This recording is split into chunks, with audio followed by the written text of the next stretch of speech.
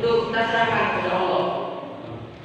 Anda ibadah Nabi berdiri, aku Allah akan menuruti rasa kehambaan.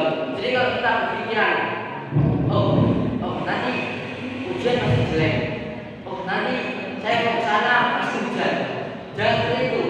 Ya, kita nggak akan tahu takdir kita sebenarnya kayak gimana. Kita hanya bisa berusaha. Saat kita bisa berdoa dan berusaha, kenapa tidak, gitu kan? Kemudian yang termasuk bagian dari sisi kecil, kita misal mau keluar kota atau bermain lah sama teman, nongki lah istilahnya, nongkrong gitu. Tiba-tiba hujan, terus kita di jalan ngomong gini, ya hujan repet. Dan itu termasuk menyebutkan Allah. Nah, kita bahagia ini, mohon maaf Mbak. Ini kan ada soal misalnya.